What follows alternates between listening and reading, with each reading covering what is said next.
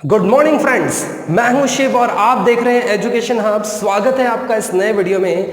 आज हम एसपी का 4th चैप्टर शुरू करने जा रहे हैं और 4th चैप्टर का नाम क्या है एग्जैक्टली? Issue of debentures.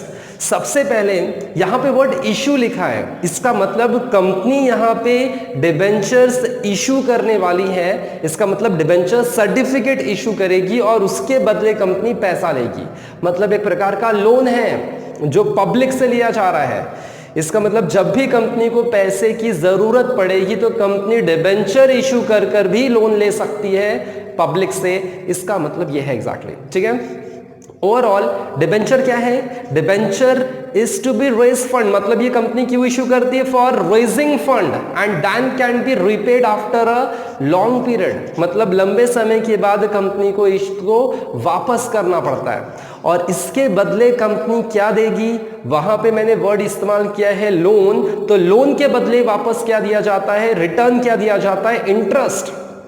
तो सिंपल सा यहां पे है एग्जैक्टली कि कंपनी लोन के रूप में पब्लिक से पैसा लेगी और उनको बदले में क्या देगी? इंटरेस्ट पे करेगी, ठीक है। तो आप ये कहोगे सर कंपनी ने शेयर इशू करके पैसा इकट्ठा किया, ठीक है, तो फिर लोन लेने की जरूरत क्यों पड़ रही है? ऐसा क्यों करेगी कंपनी? अब बड़ी बड़ी कंपनियां आप देखो जिसमें ओनर एक, मतलब जैसे आप रिलायंस कंपनी को देख लो, वहां पे ओनरशिप उन्हीं के हाथ में है। जो भी डिसीजन लेना होता है उन्हीं को लेना पड़ता है, मतलब वो खुद लेते हैं, किसी और का इंटरफेरेंस वो नहीं चाहते। अगर उन्होंने शेयर इशू किया, मैक्सिमम शेयर अगर इसका मतलब किसी और को दे दिया, तो उनकी ओनरशिप वहां पे खतरे में आ सकती है। जो भी डिसीजन वो लेंगे फिर क्या होगा? उनसे पूछना पड़ेगा। इसीलिए कंपनी अपने बहुत सारे शेयर मार्केट में सेल नहीं करते हैं। कुछ शेयर सेल कर देंगे वो लोग, इतना शेयर सेल करेंगे कि उनके डिसीजन पे इफेक्ट ना हो।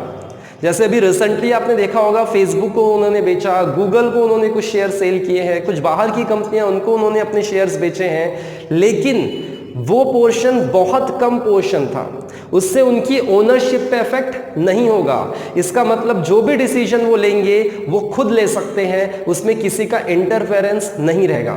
और अब जब पैसों की जरूरत पड़ेगी तो वो क्या करेंगे? डिबेंचर इशू करेंगे, शेयर इशू नहीं करेंगे। डिबेंचर इशू कर फिर वो लोन लेंगे जिससे उनकी ओनरशिप बरकरार रहे और उसमें कोई इंटरफेरेंस ना कर सके। इसीलिए डिबेंचर कंपनी इशू करती है, जिससे भाई लोन लिया है, पैसे वापस करेंगे, इंटरेस्ट आपको देंगे और कोई इंटरफेरेंस डिबेंचर वालों का नहीं होगा, मतलब डिबेंचर होल्डर वालों का नहीं होगा, ठीक है। तो अब मैं यहाँ पे आपको एक एग्जांपल के थ्रू समझाने की कोशिश करता हूँ कि किसको डिबेंचर होल्डर कहेंगे और किसको लोन कहेंगे। जैसे हम लोग रिलायंस कंपनी का एग्जाम्पल देख ही रहे थे कि उनको अगर पैसों की जरूरत पड़ी, समझ लो 1 लाख रुपीज का, ठीक है, शेयर वो पहले से इशू कर चुके हैं, अब वो शेयर इशू नहीं करना चाहते क्योंकि वो अपनी ओनरशिप गंवाना नहीं चाहते। तो अब वो क्या करेंगे? पब्लिक में प्रोस्पेक्टस, यहां पे भी प्रोस्पेक्टस इशू होगा। जो शेयर्स जैसे इशू होते हैं वैसे डिबेंचर्स भी इशू होते हैं। प्रोस्पेक्टस कंपनी मार्केट में उसका एडवर्टाइज करेगी, लोग अप्लाई करेंगे और साथ में पैसा भी देंगे। किसका पैसा? लोन का पैसा। जो लोग लोन का पैसा देंगे उनको कहेंगे हम लोग डिबेंचर होल्डर। समझ में आया? कंपनी के लिए, कंपनी के पास जो पैसा आ रहा है वो किसके पास से आ रहा है? पब्लिक के पास से आ रहा है, तो वो पब्लिक क्या कहलाएगी?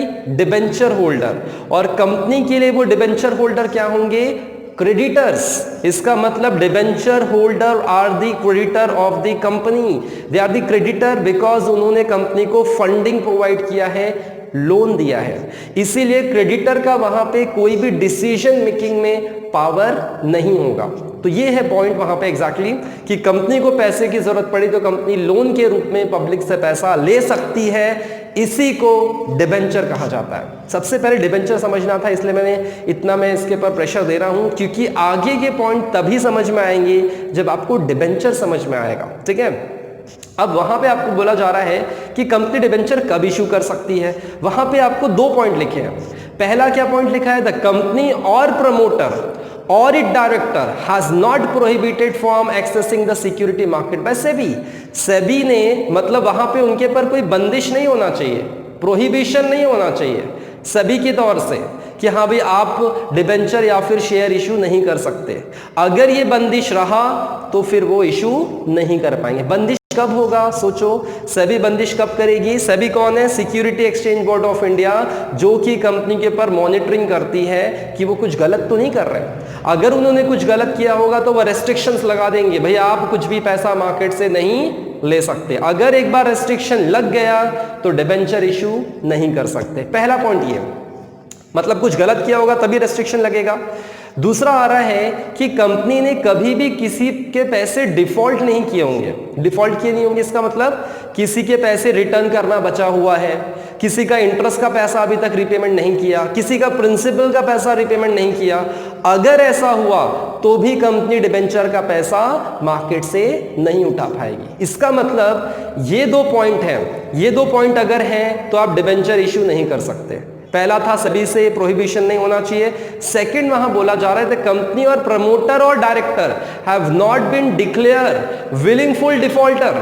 मतलब अगर कंपनी के प्रमोटर, डायरेक्टर और कोई भी कंपनी के मेजर ऑफिसर्स वो डिफॉल्टर अगर घोषित होंगे तो वो फर्दर लोन नहीं ले सकते। डिफॉल्टर कब होंगे? जब उन्होंने किसी का पैसा रिपेमेंट नहीं दिया होगा। प्रिंसिपल अमाउंट, इंटरेस्ट अमाउंट, कोई उधारी अगर ली है और 6 मंथ के पहले रिटर्न नहीं किया तो ऐसे कंडीशन में मोर देन 6 मंथ के पहले रिटर्न नहीं किया है, मतलब 6 महीने से ज्यादा हो चुके हैं और उन्होंने अभी तक रिटर्न पैसा नहीं किया, तब वो कंपनी डिबेंचर इशू नहीं कर सकती।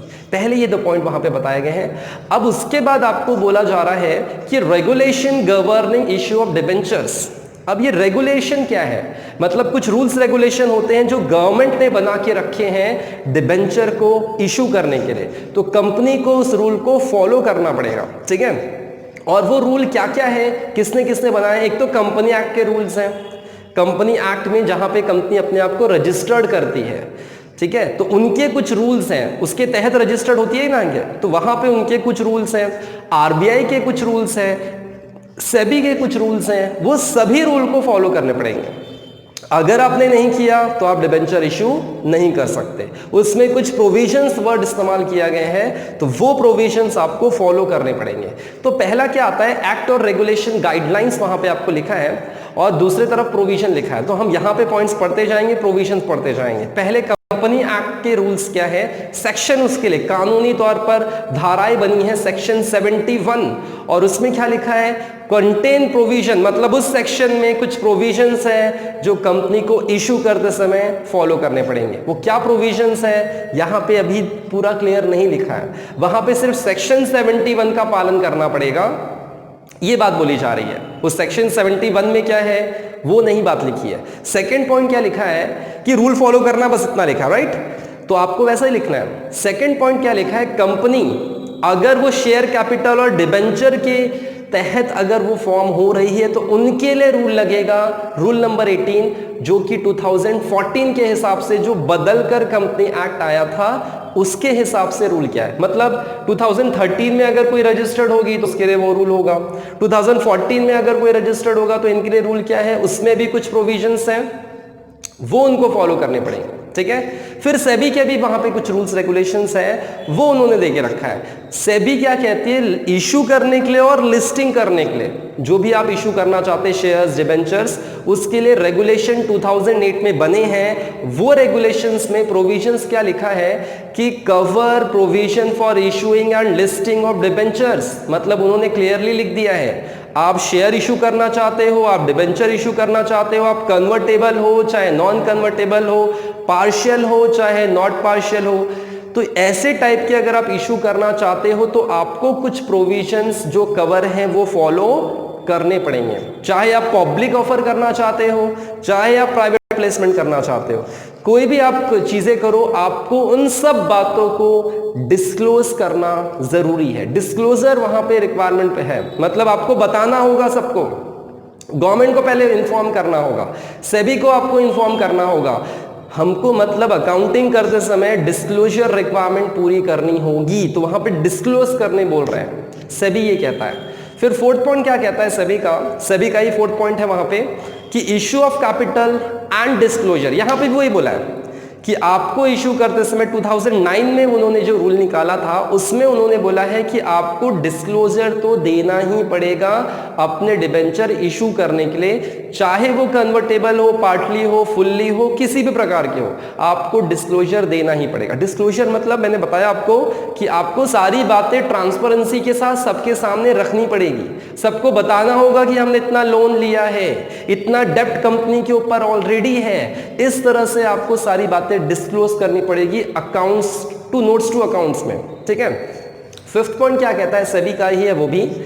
तो ये कुछ ऐसे मतलब हेडलाइंस देखे रखे हैं उन्होंने कि सबके ऐसे ऐसे रूल हैं, उसका पालन करना होगा शेयर मतलब डिबेंचर इशू करने के लिए, तो वो रूल का फॉलो करना पड़ेगा। अब सेबी की बात वहां पे बोली जा रही है, उसमें भी डिस्क्लोजर रिक्वायरमेंट है 2015 के हिसाब से उन्होंने बताया है, और उसमें भी लगभग उन्होंने वही बोला कि provisions which is listing company using non convertible debentures and partial instrument हो या फिर कोई भी हो, आपको सभी तरफ पे कुछ जो प्रोविजन है, आप चाहे कुछ भी इशू कर रहे हो वहां पे, partial, fully, convertible, non convertible, आपको जो प्रोविजन है, जो रूल है, उसका पालन करना पड़ेगा ही पड़ेगा, ठीक है।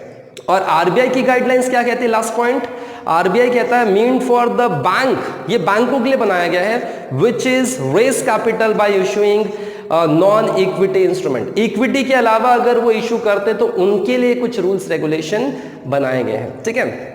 इसका मतलब कंपनी डिबेंचर इशू कर कर पैसा इकट्ठा कर सकती है, इसमें कोई मनाही नहीं है, और ये एक प्रकार का लोन है, और ये लोन आपको कुछ स्पेसिफिक समय के बाद रिटर्न करना पड़ता है, जिसको कहा जाता है रिडीम करना। रिटर्न करना मतलब होता है रिडीम करना, कुछ समय के बाद वापस करना होगा। और डिबेंचर होल्डर का फायदा क्या होगा, उनको ब्याज मिलेगा, उनको इंटरेस्ट मिलेगा अगर वो कंपनी में पैसा दे रहे हैं तो, ठीक है। और एक बात वहां पे कंफर्म की गई है, कंपनी को अपने आप को लिस्टिंग करानी होगी स्टॉक एक्सचेंज में। जैसे शेयर्स इश्यू कराते समय हमने देखा था स्टॉक एक्सचेंज में लिस्टिंग कराना होता है, सेम डिबेंचर इशू कराते समय भी प्रोस्पेक्टस और स्टॉक एक्सचेंज में लिस्टिंग कराना पड़ता है। और इनके पास पावर किसके पास है, डिबेंचर इशू करने का पावर है बोर्ड ऑफ डायरेक्टर्स के पास। Board of directors is the main authority for issuing the debentures, उनके पास मेन पावर दिया है, ठीक है। उसके बाद आपको कुछ provision for the issue of debentures as per मतलब जितनी वैल्यू होगी उसके हिसाब से जो प्रोविजंस हैं वो आपको वहां पे आगे दिए हैं। उसमें कंपनी एक्ट के वहां पे दिए हैं 2013 के हिसाब से, फिर उसके बाद 14 के हिसाब से रूल्स है, और सेबी के रेगुलेशंस है। ये तीन वहां पे आपको ऐसे कॉलम दिख रहे हैं, वो तीनों का एक्सप्लेनेशन नेक्स्ट पेज पे आपको मिलेगा, मतलब पेज नंबर 70 पे ऑफ कोर्स, जो कि हम नेक्स्ट वीडियो में कवर करने वाले हैं, ठीक है। डिटेल में उसको कवर करने वाले हैं, क्योंकि इस वीडियो में ये सारी बातें कवर नहीं हो सकती। ये वीडियो आपको इंट्रोडक्शन के लिए था, आपको समझाना था व्हाट इज डिबेंचर और ये एक प्रकार का लोन है, ये आपको अब क्लियर हो जाना चाहिए, ठीक है। फिर भी कोई अगर डाउट आता है तो आप लोग पूछिए, तो मैं आपको क्लियर करने की पूरी कोशिश करूंगा, राइट। चलिए, चैनल पे बने रहने के लिए शेयर और लाइक जरूर कर दीजिएगा प्लीज, ठीक है। उसको लाइक जरूर करिएगा, क्योंकि उससे हमें मोटिवेशन मिलता है और अच्छी वीडियो बनाने के लिए, इसलिए लाइक करना बड़ा जरूरी है। और चैनल पे बने रहने के लिए, शेयर और लाइक करने के लिए आप सभी का तहे दिल से धन्यवाद। मिलते हैं नेक्स्ट वीडियो में, तब तक के लिए जय हिंद।